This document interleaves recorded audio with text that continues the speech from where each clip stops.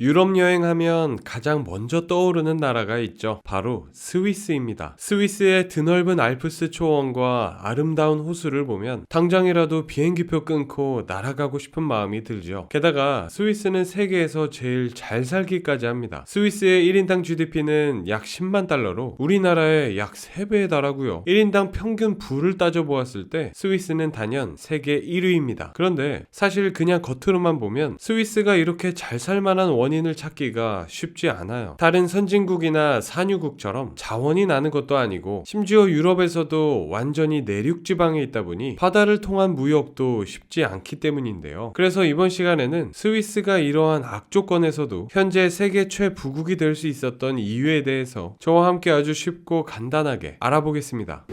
전문가들은 스위스 그 부의 시작 지점으로 세계 2차 대전을 꼽습니다. 건물, 사람 할 것 없이 모든 것들이 파괴되고 황폐해지는 전쟁이 대체 어떻게 부의 시작이 될 수 있나 싶으실 텐데요. 사실 2차 대전 당시 스위스는 중립을 선언했기 때문에 그 피해가 매우 적었습니다. 스위스는 그저 중립국으로서 독일과 연합국 모두와의 경제적 거래를 이어갔다고 해요. 그리고 그들의 자금과 자산을 보호하기도 하고 그들이 자금이 필요할 때 공급하기도 하는 등 경제적 중립을 철저하게 유지했죠. 그렇게 기나긴 전쟁이 끝나고 났더니 스위스는 유럽에서 아무것도 파괴되지 않고 살아남은 거의 유일한 국가가 되어 있었는데요. 여기서 중요한 건 스위스가 가진 제조 기반 또한 파괴되지 않았다는 겁니다. 다른 국가들은 전쟁을 치르며 수많은 제조 시설들이 파괴되어 버렸거든요. 그에 비해 중립국이었던 스위스의 제조 시설들은 비교적 안전하게 보존될 수 있었습니다. 스위스 경제는 이를 기점으로 빠르게 성장하기 시작해요. 2차 대전 직후 대부분의 유럽 국가는 국가에 남아있는 게 없었죠. 그러다 보니 다른 나라로부터 많은 물자들을 공급받아야만 했습니다. 바로 이때 제조 기반이 살아있던 스위스가 나서게 됩니다. 스위스는 황폐해진 유럽 국가들의 식량, 의약품뿐만 아니라 각종 공업 제품을 수출하는데요. 이는 미국의 지원과 함께 유럽 재건 과정에 큰 도움이 되었고 스위스 경제가 빠르게 성장하는 데 기여했다고 평가받고 있습니다. 게다가 스위스는 이렇게 유럽 국가들에 수출하여 번 돈을 절대 허투루 사용하지 않았습니다. 그들은 스위스의 가장 치명적인 단점이라고 할 수 있는 지형, 물류 문제를 해결하기 위해 철도 인프라 구축에 과감히 투자합니다. 스위스는 국토의 60%가 산으로 이루어져 있을 정도로 산이 많고 험준하며 고도도 높은 것으로 알려져 있죠. 그러다 보니 아무리 제조업이 발달했더라도 이 물건들을 운송하는 것이 가장 큰 문제였거든요. 이에 스위스는 이 문제 해결을 위해 막대한 돈을 투자하였고 길이 약 7만 3천 km의 도로망과 5,200km에 달하는 철도 노선 등 엄청난 규모의 교통 인프라를 건설하게 됩니다. 이렇게 스위스 경제는 뛰어난 제조 기반에 원활한 운송까지 더해지게 되면서 빠르게 성장하기 시작했고요. 특히 기계, 금속 관련 산업은 스위스의 주요 산업으로 자리 잡으며 현재까지도 가장 많은 부가가치와 가장 많은 고용을 창출하는 산업이 되었습니다. 그런데 이러한 제조 산업의 발달은 기름 한 방울 나지 않는 스위스를 부자로 만든 또 하나의 요소를 일깨우게 되는데요. 바로 노동력입니다. 과거 제조업은 그래도 사람이 하는 일이 많았죠. 그러다 보니 스위스는 일찌감치 숙련된 노동력의 중요성에 대해서 아주 잘 알고 있었습니다. 이에 스위스는 교육 시스템부터 숙련된 노동력을 키워내기 위해 많은 노력을 기울여 왔죠. 한 예로 해외 기관의 보고서에 따르면 스위스는 중학생의 최대 70%가 직업교육 훈련 시스템에 참여한다고 합니다. 그래서 스위스에서 16세 이상의 학생들은 하루 종일 학교 수업만 듣는 것이 아니라 산업 현장에서 실습 경험도 함께 쌓게 됩니다. 그렇게 학생들은 실제로 실습하고 임금까지 받으며 3년에서 4년 동안 산업 현장을 경험한다고 해요. 이미 어렸을 때부터 고급 인력이 되는 교육을 받는 셈인데요. 그리고 이러한 스위스의 고급 인력 양성 교육은 통했습니다. 글로벌 경쟁력 보고서에 의하면 현재 스위스의 글로벌 경쟁력은 전체 5위고요. 심지어 기술 분야에서는 1위를 차지하고 있을 정도로 고급 인력들이 넘쳐나는 국가가 되었거든요. 이 정도면 스위스는 천연 자원이 나오지 않아도 더 좋은 자원이 있다고 볼 수 있을 것 같은데요. 하지만 이렇게 대체 불가한 고급 인력이 많아진다는 건 높은 임금을 필요로 한다는 말이죠. 그러다 보니 스위스 국민들은 매우 높은 임금을 받고 있고 인건비는 기업들의 지출에서 큰 부분을 차지하고 있습니다. 한 예로 스위스를 대표하는 도시 제네바의 경우에는 2024년 기준 최저 시급이 무려 24.32프랑이라고 합니다. 한국 돈으로 따지면 시급이 38,000원 정도인 셈이에요. 정말 엄청나죠? 현재 우리나라 최저 시급이 약 10,000원 정도인 걸 감안하면 거의 4배에 가까운 수준이죠. 그런데 이쯤에서 한 가지 걱정되는 부분이 있습니다. 이렇게 높은 임금을 주게 되면 제품 가격을 높여야 할 테고, 제품 가격을 높이게 되면 국제시장에서 가격 경쟁력을 잃게 되면서 기업 수익성 악화로 이어질 수 있거든요. 하지만 여기서 재미있는 건 스위스는 이를 오히려 기회로 활용하고 있고, 이것이 스위스를 부자로 만들어 주었다는 점입니다. 그 이유가 스위스는 이미 우수한 품질로서 전 세계적으로 인정받고 있었기 때문이죠. 스위스는 이미 가격 경쟁력이 중요하지 않은 상황이었습니다. 높은 품질의 제품을 공급하는 만큼 높은 가격을 받으면 될 일이었거든요. 그렇게 스위스는 고숙련 노동자들에 의해 만들어진 고품질의 제품으로 높은 가격을 받으며 큰 이윤을 남기게 되었습니다. 이후 스위스에서 만들어진 제품들은 전 세계에 그 고품질의 명성을 떨치는데요. 가장 대표적인 사례가 바로 시계와 정밀기계 분야입니다. 우리가 대표적인 명품 시계 브랜드 하면 롤렉스, 파텍 필립, 태그 호이어를 떠올리시는 분들이 많죠. 많은 분들이 아시겠지만 지금 언급된 3개 브랜드 모두가 스위스 기업들입니다. 이 중에서도 롤렉스나 파텍 필립의 경우 싸게는 자동차 가격부터 비싸게는 정말 집값까지 나가는 경우가 많습니다. 심지어 이렇게 비싼 가격임에도 불구하고 구할 수가 없어서 웨이팅까지 해야 한다고 하니 스위스 시계에 대한 대중들의 사랑을 느낄 수 있는 부분이죠. 게다가 스위스에는 이 시계만 있는 게 아니었습니다. 스위스는 사실 정밀기계 분야에서도 세계 최고 수준의 품질을 자랑하고 있었어요. 특히 CNC 기계에서 스위스는 단연 독보적입니다. CNC 기계란 컴퓨터 프로그램을 통해 매우 정밀하게 금속, 목재, 플라스틱 등의 재료를 가공하는 장비인데요. 미세한 조정을 필요로 하는 만큼 제품의 품질이 매우 중요한 분야로 알려져 있습니다. 그리고 이런 분야에서 스위스의 고급 노동력과 신뢰도는 최고의 CNC 기계를 생산하기에 최적의 환경을 제공하고 있어요. 이렇게 스위스는 시계, 정밀기계와 같은 분야에서 막대한 돈을 벌어들이고 있는데요. 영상의 표에서도 보이시겠지만 스위스의 시계 수출은 꾸준히 증가해 왔고요. 2023년 기준 무려 300억 달러를 수출했을 정도로 스위스 효자 산업으로 자리 잡았습니다. 이 정도면 스위스의 높은 임금은 기업에 있어 전혀 문제될 것이 없을 것 같죠. 그런데 이러한 고품질 제조 산업만 가지고는 스위스가 세계 최부국이 되었다고 보기엔 살짝 부족합니다. 스위스엔 아직 언급되지 않은 엄청난 산업이 하나 더 있는데요. 바로 은행 및 금융산업입니다. 전 세계적으로 은행하면 스위스를 떠올리는 경우가 많죠. 그도 그럴만한 게 과거부터 스위스는 정치적 중립을 지키는 국가라는 점으로 인해 전 세계적으로 자산을 가장 안전하게 보호받을 수 있는 나라라는 인식이 존재했기 때문입니다. 이 때문에 전 세계 많은 국가와 개인들은 가장 안전한 은행인 스위스 은행에 맡기기 시작했어요. 오래전부터 주변국들은 스위스를 안전한 피난처 삼아 막대한 금과 자산을 예치해왔다고 알려져 있을 정도죠. 이렇듯 전 세계적으로 많은 금융거래가 이 스위스에서 이루어지다 보니 중앙은행의 중앙은행이라고 불리는 국제결제은행의 본사가 이 스위스에 위치해 있다고 합니다. 여기에 더해서 전 세계인들이 스위스의 금융 시스템을 사랑하는 이유가 하나 더 있었는데요. 바로 스위스 금융 시스템의 철저한 비밀 유지와 법적인 보호 때문입니다. 스위스는 법적으로도 절대 어느 편에 서지 않는 완전한 중립을 지키고 있다 보니 고객 정보에 대해서 철저한 비밀 보장을 법적으로 규정하고 있다고 해요. 스위스 형법 제271조를 보시면 스위스 영토 내에서 외국 당국을 대신하여 공식적인 행위를 수행하는 것을 불법으로 규정하고 있습니다. 여기에는 외국 소송을 위한 증거 수집, 증인신문, 외국 소송 절차의 통지 등이 포함되는데요. 즉 스위스와 거래하는 고객이 자신의 나라에서 어떤 범죄를 저지르든지 간에 스위스 은행은 수사기관과 협력할 의무가 없다는 겁니다. 물론 이러한 점들이 범죄 집단에 의해 악용될 수 있습니다. 경찰이 수사 과정에서 자금 추적을 열심히 했는데 만약 그 돈의 최종 목적지가 스위스 은행이 되어버린다면 결국 경찰은 그 돈의 행방을 절대 알 수 없게 될 테니까요. 이와 관련해서 해외 언론에서도 스위스가 세계 최고 자산가들의 자금 세탁을 돕고 있다며 우려하는 목소리를 내고 있기도 하죠. 비록 이러한 문제와 부작용이 존재하지만 그만큼 스위스는 철저하게 고객 정보에 대한 비밀 유지 원칙을 지켜오고 있습니다. 이러니 세계의 모든 자산과 자금이 스위스로 몰릴 수밖에 없겠죠. 결과적으로 이 모든 요소는 스위스의 금융산업을 빠르게 발전시켜 왔고요. 스위스는 점점 커지는 되는 금융산업과 함께 세계 최부국의 자리에 오를 수 있었습니다.